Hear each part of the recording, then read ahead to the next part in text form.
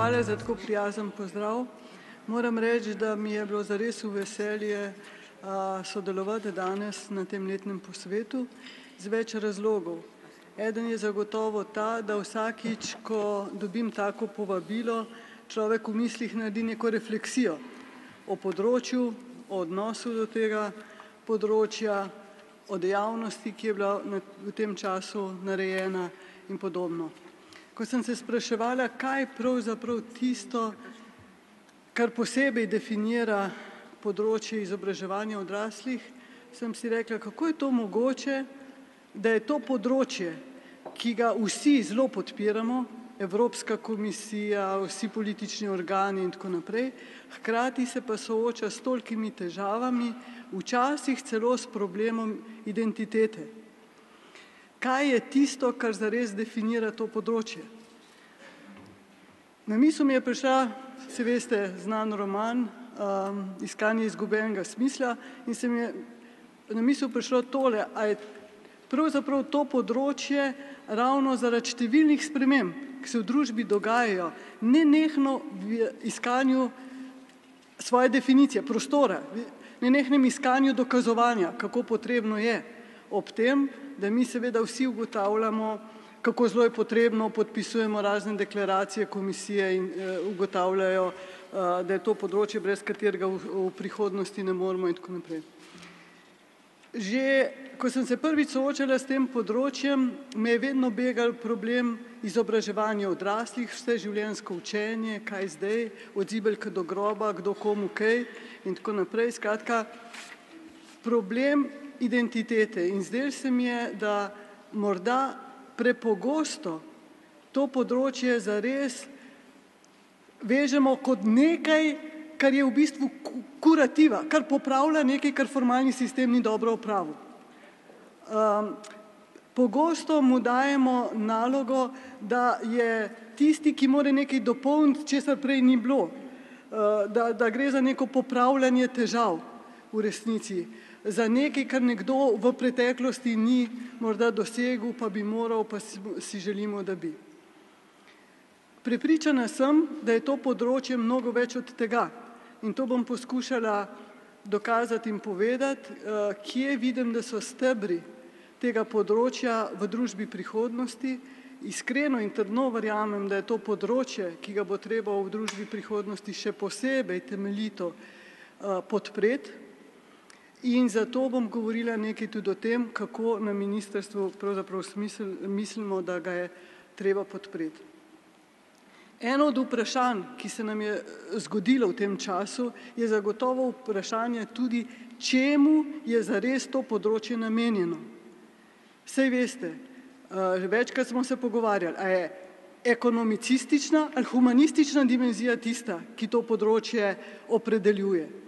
Zakaj pravzaprav tukaj gre? Smo tukaj zato, da usposabljamo za trg dela, da popravljamo napake, ki jih je izobraževalni sistem storil v preteklosti in ljudi ozko usposabljamo za konkretno delo, ali vendarle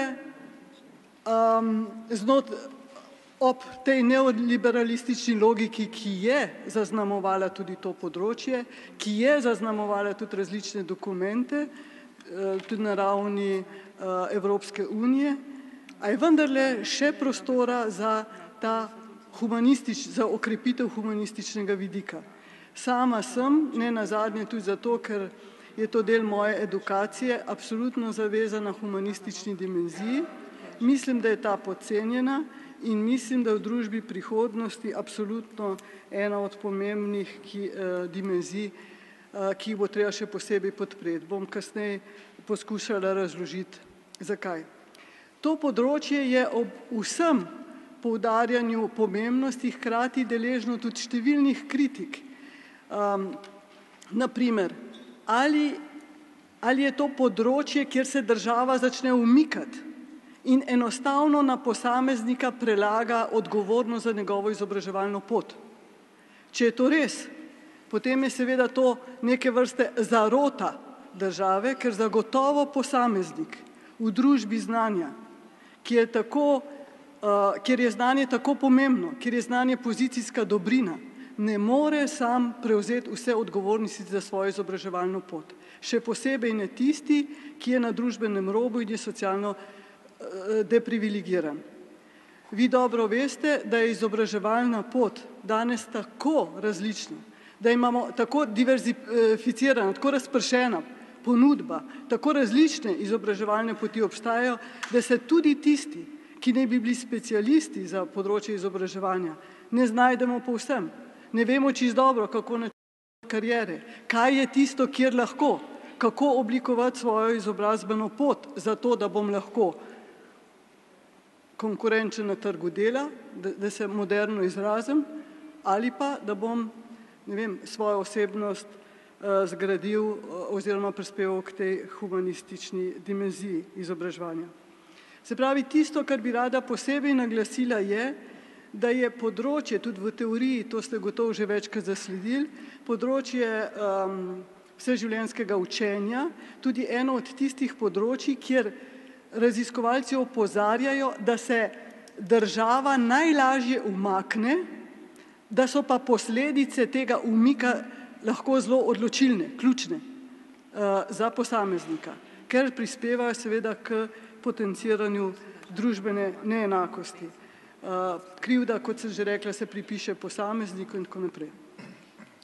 Zdaj, kje so razlogi, zaradi katerih tako trdno verjamem, da je izobraževanje, da je to področje izobraževanje odraslih, vseživljenjsko učenje, bom ta trenutek uporabljala kot sinonim, čeprav vsi seveda dobro vemo za konceptualne in siceršnje razlike znotraj tega. Skratka, kje vidim, da ne glede na to, kaj zdajle politiki govorijo, govorimo, kaj si pripovedujemo in ko kdo na stran potiska to področje, bodo stvari same po sebi zaradi družbenih okoliščin to področje aktualizirale, bo to področje postalo še posebej pomembno. Eno izhodišče je zagotovo to, o katerem sem že prej govorila, da je znanje praktično pozicijska dobrina. Vi dobro veste, da vse, kar je manj kot srednješolska izobrazba, te praktično potiska na družbeni rob. Raziskave OECD dokazujejo, da v sodobni kompleksni družbi, ki je odvisna čedalje bolj od inovacij, čedalje bolj od dodane vrednosti, ki ni materializirana v tem smislu, da bi število produktov odločilno vplivalo na dodano vrednost, ampak nova ideja in tako naprej. Skratka, da v tej družbi potisne na družbeni rob vsak, ki ne doseže vsaj srednješolske izobrazbe. Ravno zato bo v tem smislu izobraževanje odraslih to področje še vedno odigralo pomembno vlogo. Druga zgodba je seveda povezana z tezo o tako imenovanem koncu dela. To tezo vztrajno ponavljajo, kot nekateri veste, že 10 let, 10 in več let, tisti, ki se ukvarjajo z koncem tako imenovane industrijske družbe. Se pravi, nujnost rekonceptualizacije naše definicije dela in zaposlenosti. Raziskovalci že več kot desetletje opozarjajo, da preprosto ni mogoče več verjeti v to, da bomo zaposlenost razumeli na enak način, kot smo jo razumeli v času industrijske družbe. Zakaj je to pomembno? Vsaj iz dveh razlogov na tem področju.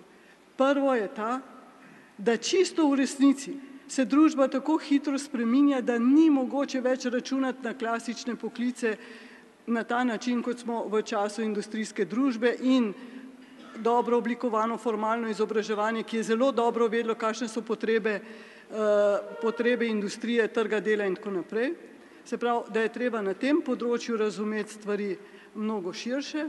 In drugo, o čemer bi pa rada še posebej govorila, je področje, da se ta obdobja zaposlenosti in nezaposlenosti bodo pri večini ljudi bodo postale čedalje bolj običajna. Če je bilo v industrijski dobi zelo neobičajno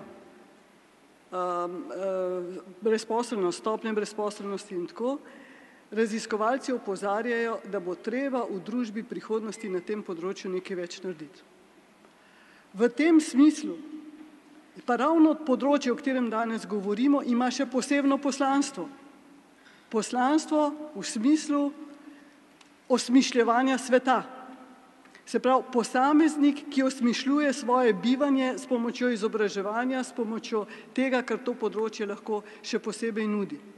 Zaenkrat se to morda kaže v obrisih generacij, kateri se tudi sama pridružujem, upam, da kmalu, če se zakon ne bo neprestano podaljševal o delovni dobi namreč, da se pravi, v tistem delu, kjer posameznik osmišljuje svoje življenje zato, da ohranja svoje mentalne in siceršnje kapacitete, da ostaja vitalen. Jaz mislim, da bo to pomembno področje tudi v družbi prihodnosti, ne samo za, ne vem, koliko imamo zdaj, 55 plus ali kako že, ampak v vsakem primeru bo to obdobje mnogo daljše. Zelo pomembni so tudi nekatere druge dimenzije spreminjanja sveta. Vi veste, da Evropska komisija opozarja na problem demografska vprašanja in vse, kar je povezano s tem, od migracij do staranja populacije in tako naprej, kjer bo to področje edino, ki bo lahko prispevalo k osmislitvi in posameznika in družbenih razmer. Zagotovo ni za zanemarjati tudi vseh posledic klimatskih sprememb in podobne reči. Na videz gleda to zelo oddaljeno vprašanje, pa verjemite, da so to področja, ki jih bo tudi torej področje izobraževanja odraslih, vseživljenjsko učenje, še posebej moralo zagrabiti. Ob tem bi rada opozorila na problem, s katerim se srečujemo nasploh v izobraževanju, še posebej pa včasih tudi tukaj, ko poskušamo to izobraževanje jemati zelo pragmatično, zelo tehnološko, zelo, kako naj rečem, instrumentalizirano. Kaj sem hotela s tem povedati? Nobeno izobraževanje v prihodnosti ne bo smelo, ne bo moglo vključevati samo čisto ozkih instrumentalnih rešitev. Izobraževanje bo moralo vključevati tudi te širše dimenzije, kot sem že večkrat rekla, osmišljevanja, humanistične dimenzije, ki so edukaciji lastne, pa smo jih morda v zadnjem obdobju nekoliko pozabili. Se pravi, tisto, kjer bo moralo stebre oblikovati to področje, je zagotovo dejstvo, da ni mogoče več samo ozko izobraževati za posamezno veščino. Mimogrede, že Aristotel je opozarjal, da veščin ni mogoče razumeti samo tako, kot jih mi pogosto razumemo v rutinskem smislu in podobno. Ne bi zdaj o filozofski razliki med pronezis in tehne, ampak to je pomembno vprašanje. Drugo, kot sem že rekla, je vse področje osmišljevanja sveta, mojega bivanja, tega, da znam odreagirati, to je tudi vprašanje psihofizične kondicije, kateremu posameznika, kateremu to področje, hvala lepa, čemu to področje tako aktivno razlagam, tako živahno, da ste že zaskrbljeni postali nad mojim zdravstvenim stanjem. Ampak tako iskreno verjamem v to, kar pripovedujem, to je to. No in še posebno področje, ki bi ga pa tudi morala naglasiti, je pa ravno to. Z veliko ponudbo, ki nastaja na tem področju, se pravi, zelo disperzirana okolje, izobraževalno okolje, me dela negotovo. Me dela negotovo, ker ne vem, kam naj stopim, kako naj načrtujem svojo izobrazbeno pot, kako naj zares se odzivam na vso to ponudbo. To je zagotovo eno pomembno področje, se pravi vsega svetovanja in svetovalne dejavnosti na tem področju. Ob tej številni in zelo različni ponudbi nas pa ravno to dejstvo zavezuje potem, da smo toliko bolj pozorni na kakovost. Se pravi, dimenzija, steber, o katerem razmišljamo tudi na tem področju, je zagotovo potem tudi kakovost teh storitev. Kateri so elementi, ki na to vplivajo in tako.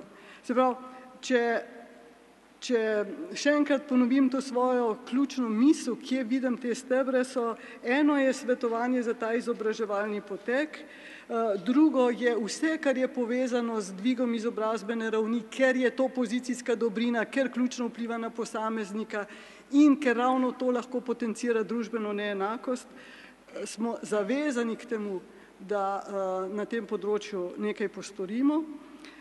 Pri čemer ne izključujem, da gre tukaj le za usposabljanja, da sem bolj konkurenčna na trgu delovne sile, ampak hkrati hočem razvijati tudi programe, s katerim bom znala osmišljevati svoje življenje. Pri čemer seveda je to področje še posebej občutljivo in mora biti občutljivo na tisto kategorijo, ki se ji sama približujem in sem že del nje, bom kakšen računalniški tečaj kmalu brezplačno imela, upam, no in potem pa kategorija vseh tistih, ki jim ta šolski sistem, ta formalni šolski sistem vendarle je treba morda narediti nekaj več, ga je treba ponovno vključevati in tako. In tretja skupina, na katerega mora biti to področje še posebej občutljivo, so vsi deprivilegirani. Se pravi, vse tisto, kar te potiska na družben rob, s česar si izločen. Zdaj, zakaj tako vitalno govorim o teh stebrih? Zato, ker so ti stebri v bistvu razmislek o tem, kje se država ne sme umakniti. Kje se preprosto ne more in ne sme umakniti, če noče potencirati družbene neenakosti. Sama sem prepričana, da brez jasne politike na tem področju, tudi strukture, ki bo vzdrževala programe, vsebinsko delo, ni mogoče zagotavljati ciljev, o katerih sem govorila. Meni so včasih očitali, da sem strukturalist in najbrž sem res, mogoče zato, ker sem vedno bila zavezana formalnemu izobraževanju in sem temu v svojem kariernem razvoju pač ni bilo to središče mojega delovnega področja. Pa kljub vsemu pravim, prepričana sem, da tudi to področje, ki mora ohraniti svojo fleksibilnost, svojo raznolikost, mora biti drugačno od tiste hrbtenice, tistega formalnega izobraževanja. Pa vendar mora tudi to področje imeti neko strukturo, ki mu zagotavlja vsaj minimalno tisto državno zajamčeno ali pa mogoče lepše rečem družbeno dogovorjeno infrastrukturo, s katero je mogoče dejavnost razvijati. Zato sem absoluten zagovornik tega, da tudi na tem področju zelo jasno opredelimo, kaj je tisti del, ki ga država zagotavlja in ravno za voljo vsega, kar sem prej govorila, družbene neenakosti, pomembnosti tega in tako naprej, da ne ponavljam tega še enkrat. Glede na to, da so pa časi taki, kot so, stokrat rajš bi seveda je bolj luštno biti na tej poziciji takrat, kadar je denarja vsaj toliko, kot ga je bilo v preteklosti. Kadar je denarja mnogo manj, kot ga je bilo v preteklosti, je seveda take stvari zelo težko razlagati, ker si vsak razlaga potem to, da država mora zagotoviti praktično vse. Jaz tega tukaj ne obljubljam, ker ne morem, ker preprosto niso okviri dovolj široki, da bi to lahko ponudili. Vsak mu vse, kar lahko, kar si izmisli, s čem si osmišljuje svoje življenje. Zato je treba, ni druge rešitve, kot da ta trenutek usmerimo finančne resurse na tisto nacionalne, na tisto, kar država mora, zato da ne ustvarja dodatnih družbenih neenakosti, hkrati pa se zaveže, da bo tudi s pomočjo Evropskega socialnega sklada, sredstev iz Evropskega socialnega sklada, zagotovila še kaj več od tega. Moram reči, da kolegi, ki delajo na tem področju, nekateri celo svoje življenje, nekateri že zelo dolgo časa. Skratka, kolegi tako na ministrstvu kot na ACS-u in na tem področju, tisti, ki bolj aktivno delajo, da so bili tako aktivni zagovorniki pridobivanja sredstev iz Evropskega socialnega sklada, da me je bilo včasih strah, da bodo kar vse pojedli, da bodo vse za svoje področje porabili. Tako da na tem področju se vam zares ni treba bati, da se tisti, ki operativno delajo na izvajanju politike, ne zanimajo, ne borijo za to področje, da niso aktivni in tako. Čeprav, kot sem že rekla, je bilo večkrat postavljeno tudi vprašanje, a je sploh potrebno to področje tudi v OP-ju in znotraj te politike črpanja kohezijskih sredstev, a je treba na ta način umestiti. Kot sem že rekla, več kot uspešni so bili, Tanja to dobro ve in zato na tem področju ni skrbi. Naj zaključim, da vas preveč ne borim s temi zgodbami, se pravi tisto, kar bi še enkrat rada rekla, je, da se skupaj s sodelavci na ministrstvu in na Andragoškem centru Slovenije, upam, da bomo skupaj oblikovali trdno osnovo za razvoj tega področja vnaprej. Trdno, ne mislim v tem smislu, da boste rekli, ja, spet hoče nas formalizirati, nisem mislila tega, ampak jasnost, ko omogoče jasno strukturo, ki omogoča vse tisto fleksibilnost, ki ste vi sicer vajeni, načina izvajanja, organizacije in vse tako naprej. Jasno strukturo, ki bo morda tudi to odpravlja ključno pomanjkljivost izobraževanja odraslih na Slovenskem, ki je ta, kot vi dobro veste, da se ga udeležujejo najmanj tisti, ki bi ga bili najbolj potrebni, in bo zagotovila to osnovno storitev, to javno službo vsem ali pa bolj dostopno, da tisto, kar ta trenutek moramo jemati kot nadgradnjo, pa vendarle, se pravi vse, kar je potrebno za razvoj področja in zagotavljanje nadaljnjega razvoja in zagotavljanje še večje kakovosti, pa zagotovimo s pomočjo evropskih sredstev. Prepričana sem, da nam boste pri tem, tako kot do zdaj, z zelo kvalitetnimi predlogi in s kvalitetnim izvajanjem svojih programov pomagali. Zato se vam iskreno zahvaljujem. Hvala lepa.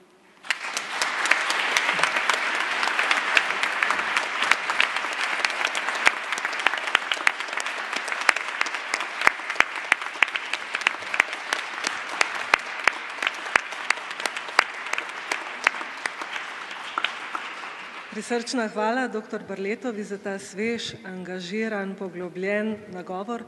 Ste morda na voljo za kakšno vprašanje ali dve? Ja. Torej, morda kdo želi kaj povprašati? A smo vsi polni vtisov in predelujemo?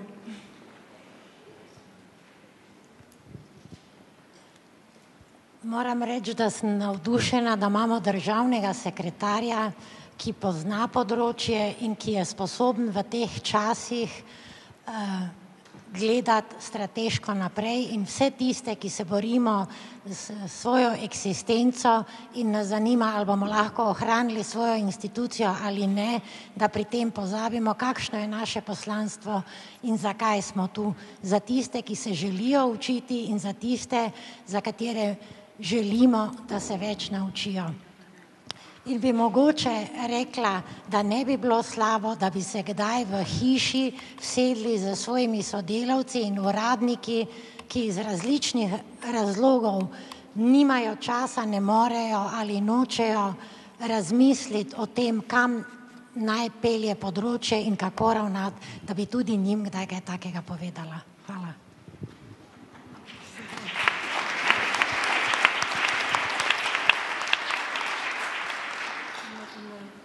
Najlepša hvala za komentar in za spodbudo. Tako kot sem že rekla, ne glede na to, koliko je subjektivno kdo zavezan temu področju, stvari same peljejo v pravo smer. Preprosto ni mogoče več uresničevati ciljev na področju izobraževanja izobraževanja brez tega področja. Ni mogoče več. Samo formalno izobraževanje pač pokrije en košček, o katerem smo govorili in more biti, nikoli ga nismo zanikali, vendar to področje postaja čedalje bolj v kompleksni družbi, hitro spremenjajoči družbi, se pravi, čedalje bolj vitalno in angažirano in tisto, kar vam lahko obljubim je, da bomo to področje vključevali v razmislek o širši politiki in to je to. Lahko še jaz. Jaz sem že 40 let v izobraževanju odraslih in sem navdušena, da sem enkrat poslušala predstavnika ministrstva, ki je imel res odličen nagovor in v njem vse tiste točke, za katere mislimo, da bi jih morali upoštevati pri razvoju tega področja. In jaz sam pričakujem od ljudi, ki bodo zdaj predstavili te programe in usmeritve, da se res dejansko usmerjeni v to, kar je Andreja, jaz jo bom pač kar Andreja imenovala, ker se že toliko let poznava, kar je Andreja poudarila, to je v razvoj, v inovacije in v življenjski slog, ki bo ljudem omogočil večjo kvaliteto življenja. Jaz sem absolutno na strani tvojih stebrov. Hvala še enkrat. Hvala tudi tebi, hvala.